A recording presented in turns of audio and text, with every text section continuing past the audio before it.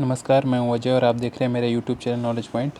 आज की इस विशेष वीडियो में हम पढ़ेंगे पॉलिटी के कुछ इंपॉर्टेंट अनुच्छेद जो आपके आने वाले एग्ज़ाम में UP BEd entrance exam, AU entrance और बीएचयू एंट्रेंस, पेस्ट, SSC GD, group D, NTPC जैसे एग्ज़ामों के लिए काफ़ी इंपॉर्टेंट है। कोई भी वनडे एग्ज़ाम देंगे आपके लिए इंपॉर्टेंट। तो चलिए सेशन स्टार्ट करते हैं। उससे पहले रिक्वेस्ट करूँगा जो भी चैनल पर नया है प्लीज़ चैनल को सब्सक्राइब कर लीजिएगा और बेल आइकन प्रेस कर लीजिएगा। देखिए पहला क्वेश्चन पे आ जाते हैं। देखिए पहला क्वेश्चन हो जाता है, देखिए पहला क्वेश्चन है भारत का एक राष्ट्रपति होगा किस अनुच्छेद में कहा गया है। तो देखिए आर्टिकल दिए गए हैं 4, बताना है आपको, तो जल्दी से आंसर बता दीजिए।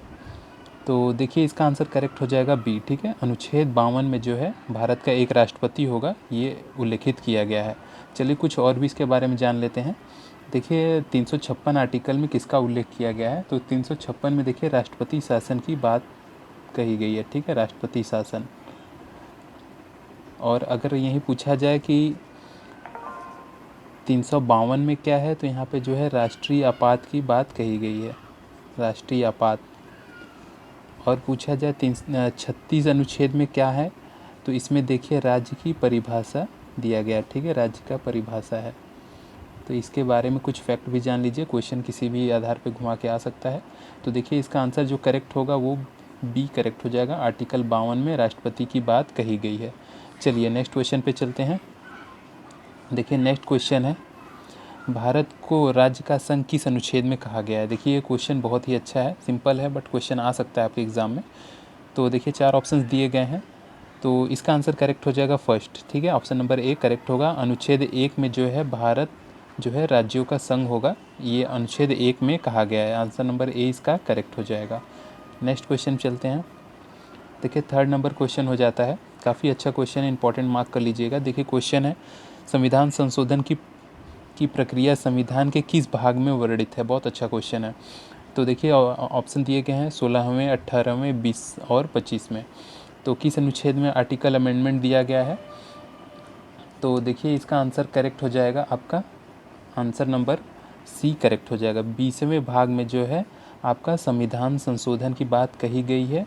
और अगर पूछा जाए किस आर्टिकल में है, तो आर्टिकल 368 में जो है आपका संविधान संशोधन की बात की गई है।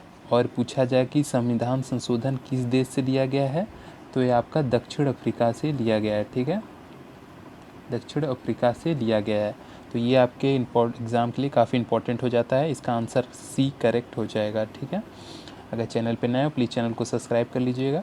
देखिए फोर्थ नंबर क्वेश्चन हो जाता है। देखिए फोर्थ नंबर क्वेश्चन है, लोकसभा को किस अनुच्छेद के तहत भंग किया जा सकता है। तो देखिए ऑप्शन 4 दिए गए हैं। ऑप्शन है 61, 81, 82, 85। जल्दी से इसका आंसर बता दीजिए।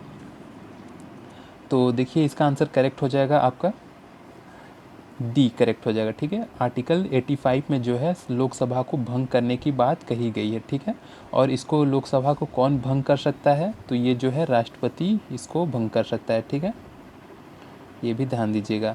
तो आर्टिकल 85 में जो है लोकसभा को भंग करने की बात कही गई है। और यहीं पर अगर जान लेते हैं कि आर्टिकल 61 अक्सर पूछा जाता है कि 61 में क्या है। तो आर्टिकल 61 में देखिए जान लेते हैं। आर्टिकल 61 में जो है आपका महाभियोग है, राष्ट्रपति पे महाभियोग है। ठीक है, महाभियोग है राष्ट्रपति पर, अक्सर पूछा जाता है, इसको भी नोट कर लीजिएगा। तो ये कुछ इंपॉर्टेंट फैक्ट थे इसके बारे में। इसका आंसर करेक्ट हो जाएगा डी। चलिए नेक्स्ट क्वेश्चन चलते हैं, 5th नंबर क्वेश्चन पे। देखिए नेक्स्ट क्वेश्चन है राष्ट्रपति किस अनुच्छेद के तहत अध्यादेश जारी कर सकता है। बहुत अच्छा क्वेश्चन, इंपॉर्टेंट मार्क करिएगा। देखिए ऑप्शन दिए गए हैं, अनुच्छेद 111, 118, 123, 213। तो देखिए इसका आंसर करेक्ट हो जाएगा आपका सी, आर्टिकल 123 के तहत जो है राष्ट्रपति जो है अध्यादेश जारी कर सकता है। देखिए अध्यादेश क्या होता है, जब किसी बिल को जो है पारित करना होता है और हमारा जो सत्र लोकसभा राज्यसभा है अगर अपने सत्र में नहीं है, तो जो है राष्ट्रपति एक अध्यादेश जारी करता है और जो है सत्र को बुलाता है, जिसके माध्यम से बिल को पास किया जाता है एक और अधिनियम बनाया जाता है। तो यही अध्यादेश जारी करने का जो है अध्यादेश जो है आर्टिकल 123 के अंतर्गत दिया गया है। इंपॉर्टेंट है, कई बार पूछा गया है, मार्क कर लीजिएगा। आंसर नंबर सी इसका करेक्ट होगा, आपके एग्जाम के लिए बहुत इंपॉर्टेंट है। देखिए 6 नंबर क्वेश्चन देख लेते हैं। देखिए 6 नंबर क्वेश्चन है, भारत का नागरिक मूल अधिकार का हनन होने पर किस अनुच्छेद के तहत सर्वोच्च न्यायालय में अपील कर सकता है। तो देखिए सर्वोच्च न्यायालय का मतलब सुप्रीम कोर्ट होता है, ठीक है, ध्यान दीजिएगा, सुप्रीम कोर्ट। तो देखिए आर्टिकल बताना है कि किस आर्टिकल के तहत जो है वो इसमें उनकी नागरिकता अगर हनन होती है तो किस आर्टिकल के तहत सुप्रीम कोर्ट में जो है वो अपील कर सकता है। आर्टिकल 28, 32, 226, 288। तो जल्दी से बता दीजिए अगर आपको आ रहा है तो देखिए इसका आंसर करेक्ट हो जाएगा।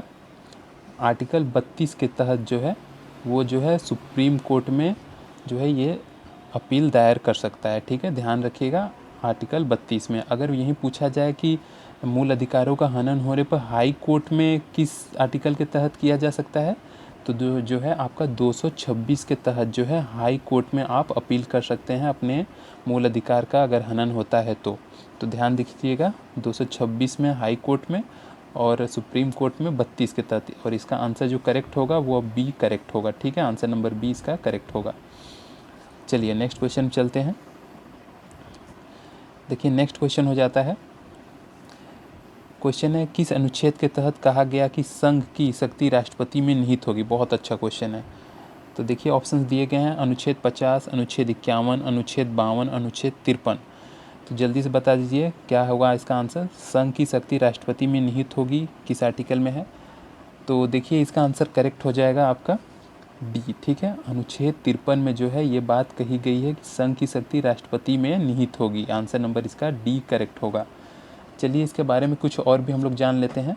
देखिए आर्टिकल 50 की बात अगर कही जाए, अगर आर्टिकल 50 में क्या है, तो देखिए आर्टिकल 50 में कार्यपालिका को न्यायपालिका से अलग किया गया है, ठीक है, न्यायपालिका को अलग किया गया मतलब डिवाइड किया गया, ठीक है, ध्यान दीजिएगा। तो ये कुछ इम्पोर्टेंट आर्टिकल्स थे। तो चलिए इसका आंसर करेक्ट हो जाएगा आपका डी, ठीक है। और हमने पीछे बताया कि आर्टिकल 52 में जो है राष्ट्रपति, ये भारत का एक राष्ट्रपति होगा, आर्टिकल 52 में है, ठीक है। तो इसका आंसर करेक्ट होगा डी। चलिए नेक्स्ट क्वेश्चन चलते हैं 8 नंबर क्वेश्चन पे। देखिए 8 नंबर क्वेश्चन हो जाता है, लघु संविधान किस संविधान संशोधन अधिनियम को कहा जाता है। देखिए बहुत अच्छा क्वेश्चन है, कई बार क्वेश्चन पूछा जा चुका है। तो देखिए इसका आंसर करेक्ट हो जाएगा आपका 42वां संविधान संशोधन जो है इसे लघु संविधान संशोधन बोला जाता है। और ये 42वां संविधान संशोधन जो है आपका 1976 में हुआ था। ये भी आप लर्न कर लीजिए, पूछा जा सकता है, ठीक है। और अगर पूछा जाए कि इसमें क्या क्या जोड़ा गया था, तो ध्यान दीजिएगा इसमें जो है आपका 3 शब्द जोड़े गए थे, ठीक है। जो वो शब्द ये हैं, आपका पहला शब्द हो जाएगा समाजवाद, ठीक है, समाजवाद। दूसरा शब्द जोड़ा गया था धर्मनिरपेक्षता। और तीसरा शब्द जोड़ा गया था अखंडता, ठीक है। ये कभी कभी पूछा जाता है कि इनमें से कौन नहीं जोड़ा गया था, तो ध्यान दीजिएगा यही तीनों शब्द जोड़े गए थे आपके 42वें संविधान संशोधन 1976 के तहत। और इसी संविधान संशोधन को लघु संविधान संशोधन बोला जाता है। तो इसका आंसर करेक्ट हो जाएगा बी। देखिए बहुत अच्छा क्वेश्चन है, हमसे जुड़ के अपना प्रिपरेशन अच्छा करिए, चैनल को सब्सक्राइब करके बेल आइकन जरूर प्रेस कर लीजिएगा। देखिए नेक्स्ट क्वेश्चन बहुत अच्छा है। देखिए क्वेश्चन है, धर्म की स्वतंत्रता से संबंधित अनुच्छेद कौन सा है। तो देखिए क्वेश्चन दिया गया है, जल्दी से बता दीजिए। बहुत अच्छा क्वेश्चन है, धर्म की स्वतंत्रता किस अनुच्छेद में है, ऑप्शन सामने है। तो देखिए इसका आंसर करेक्ट हो जाएगा आपका 25वें संविधान में जो है अनुच्छेद में जो है आपका धर्म की स्वतंत्रता की बात की गई है, ठीक है। तो आंसर इसका करेक्ट हो जाएगा आपका 25। और देख लीजिए अगर पूछा जाए आपसे कि 23 में क्या है, अनुच्छेद 23 में, तो देखिए अनुच्छेद 23 में जो है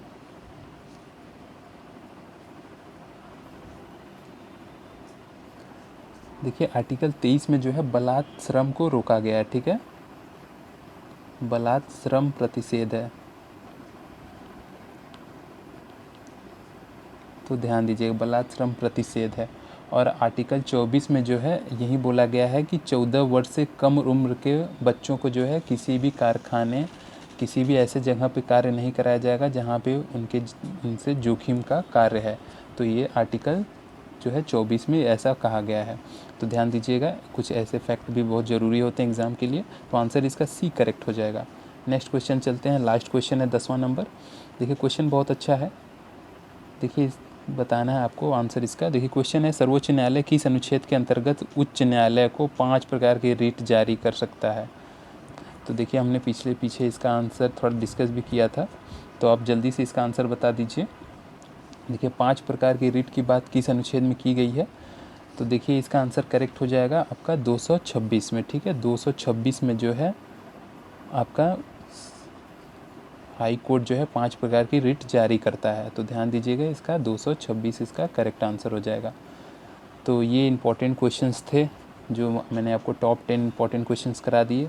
अगर आपको अच्छा लगा हो तो प्लीज़ हमारे चैनल को सब्सक्राइब करिएगा, लाइक करिएगा, शेयर करिएगा और बेल आइकन ज़रूर प्रेस कर लीजिएगा, ताकि मैं वीडियो जब भी अपलोड करूँ आपको नोटिफिकेशन ईजिली मिल जाए।